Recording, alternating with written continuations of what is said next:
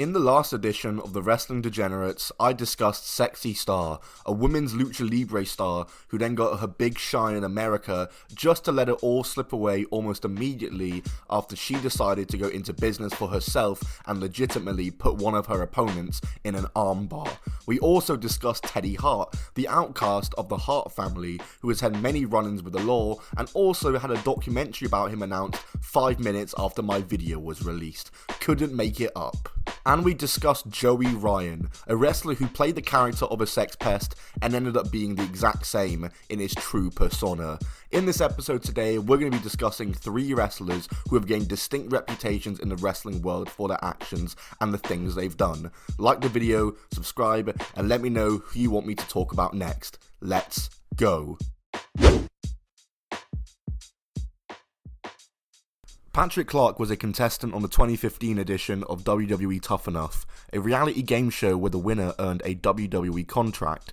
Patrick was a standout performer on the show. He was an actual wrestler beforehand and was clearly ahead of all his opponents in any wrestling aspect of the competition. He was the clear winner of the show, but was shockingly eliminated early on in the show to the shock of many, with the elimination being seen as very undeserved. Luckily though, Patrick was still picked up by the WWE, being signed to a developmental contract, and after a few house show matches and jobber appearances on TV, Patrick Clark would debut in WWE NXT as the Velveteen Dream, a flamboyant, Prince-inspired character, with his first major feud being against Aleister Black, a feud in which Dream was obsessed with getting Aleister Black to say his name, and this culminated with a fantastic match at NXT TakeOver War Games 2017, which Aleister Black won.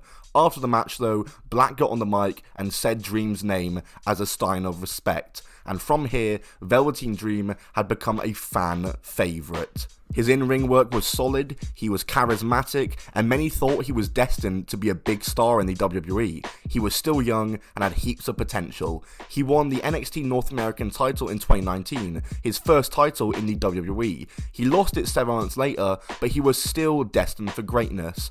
After this though, he was injured and would return in February 2020 to the excitement of many fans, but that excitement would fade away after not too long. In April 2020, a post was made on the Squared Circle subreddit accusing Velveteen Dream of sending lewd photos to underage boys on Instagram. In the allegations included screenshots of what appeared to be a naked man and a voice note that was clearly from Velveteen Dream asking the boy what school he went to. The post was quickly removed from the subreddit, and Twitter and the internet went into absolute flames as this was completely out of nowhere, with many Velveteen Dream fans being very disappointed by this. Further allegations would come out about Velveteen Dream during Speaking Out in June 2020, with him being accused of grooming. Velveteen Dream though was still on TV though, but nobody could really watch him wrestle the same anymore. And the few fans in attendance who would have been giving him support weren't there because it was COVID era and fans weren't allowed to attend any of the shows. In fact, during the Thunderdome era, there were people using their webcams to write messages advocating for Dream to be fired. Whatever Dream was doing on TV, the fans weren't supporting him, and his usage on TV was very inconsistent, with him disappearing from TV for weeks at a time randomly. In May of 2021, Dream was released from the WWE after being inactive for 5 months. After being released, Dream would finally respond to all the allegations and denied them, stating not want to hurt his wrestling character and break kayfabe as the reason why he took so long to respond. Velveteen Dream has not wrestled since his WWE release, and has also since gotten himself into a strange online feud with EC3, with EC3 accusing Velveteen Dream of setting his phone camera up in bathrooms in order to film people urinating. Let's move on from Velveteen Dream, shall we? On June 22nd, 2014, wrestler Michael Elgin became the Ring of Honor World Champion, beating Adam Cole for the title at Best in the World. It was perhaps the biggest championship win of Elgin's entire career and a 10-year career up until that point. And up until that point, Elgin had been a stalwart of the independent scene, having wrestled and had been very successful in many companies, including but not limited to CZW, Pro Wrestling Guerrilla, IWA Mid-South, and he also wrestled for other companies and other countries such as DDT in Japan. Elgin would hold the Ring of Honor title until September of that year, losing it to Jay Briscoe, but even though he lost it, Michael Elgin was now in the best years of his career, and after an already solid 10 plus year career, Elgin was hitting the glory years now. He was one of the best unsigned wrestlers out there, and through Ring of Honor's working relationship with New Japan, Elgin would begin working there too, and start getting really popular in New Japan Pro Wrestling, with it being reported in February 2016 that he had officially signed for the company for 2 years. At Invasion Attack in April 2016, Elgin won his first title in New Japan, when he, Tanahashi, and Yoshitatsu won the never openweight 6-man tag titles, defeating the Elite. They would lose the titles back to the Elite less than a month later, but soon after that, Elgin would defeat Kenny Omega to win the IWGP Intercontinental title, his first singles title win in New Japan, and perhaps one of the biggest wins of his career. He lost the title 3 months later and would have various title shots and programs in the company for the next year. At the end of 2017, Elgin began teaming with Jeff Cobb in the Global Tag League, but behind the scenes, a lot was going on. In December 2017, a woman accused one of Michael Elgin's trainees of sexually assaulting her, with the woman sharing multiple screenshots of DMs between herself and Elgin, accusing him of mishandling the allegations and ignoring them, doing nothing about it. Screenshots were also released showing him making disparaging remarks about his tag team partner Jeff Cobb. Following these allegations, Elgin was pulled from many indie dates, and while New Japan kept him around and kept him teaming with Jeff Cobb, that must have been very awkward. His run in New Japan was just really awkward. He would win the never openweight title in 2018, to the shock of many fans, but at this point, no one really wanted to see him in New Japan, and in 2019, he was let go of the company.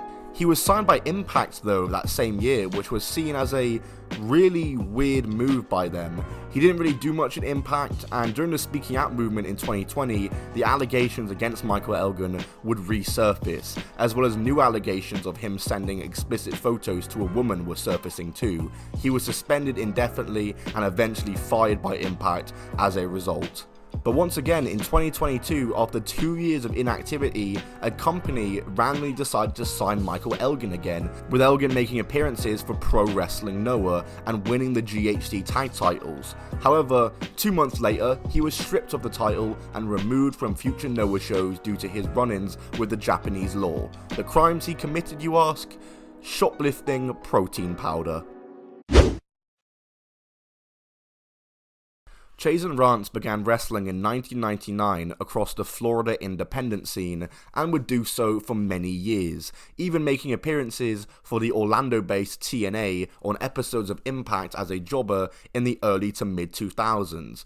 However, Rance never really made it far in his wrestling career. He never really got his big break, and he mainly just wrestled in the Florida scene. As I said before, he was an okay wrestler, but again, he never really had a big break, and would never really make any headlines. That was until 2010. When Chaz and Rance was arrested in 2010, accused of having sexual relations with a teenager. In 2011, he was charged with lewd behavior as well as battery and sex with a 12 to 15-year-old, and in 2014, he was officially added to the sex offender registry. I cannot stress enough that he was charged and found guilty of this. So yeah, within 30 seconds of talking about Chase and Rance, that should be the end of this story, right? No.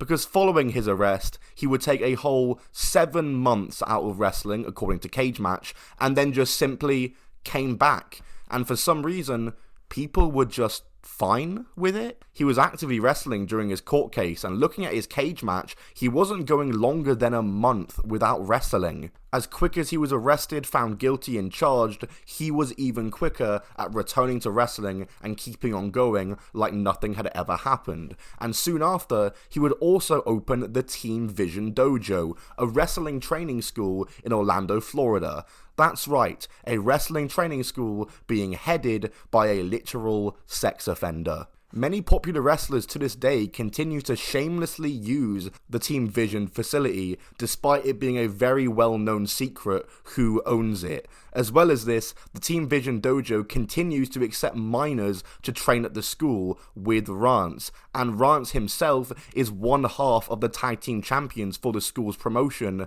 with the other half being a 16-year-old girl. Just weird.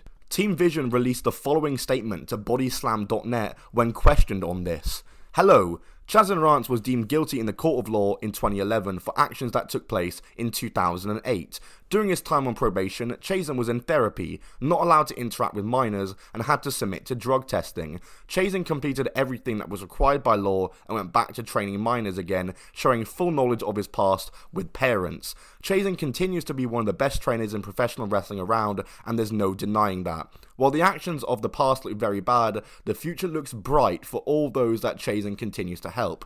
Thank you for any concerns. Everyone at Team Vision Dojo is doing great and have many big projects continuing and others in the work. If you would like to contact Chazen regarding anything else or other false accusations that this website has promoted in the past that was debunked, feel free to contact him at chazen@gmail.com. Why Chazen was still allowed to continue to wrestle is absolutely beyond me, and I'm sure this video might elicit some sort of response from him, so that will be interesting to see if that does take place. But as I say, it is an absolute disgrace that this guy is still able to wrestle. And so that will conclude another episode of the Wrestling Degenerates. If you enjoyed it, then smack the like button, let me know in the comments who you want me to talk about next, and subscribe for more videos. I've been Top 10 Wrestling. I'll see you all soon in the next video.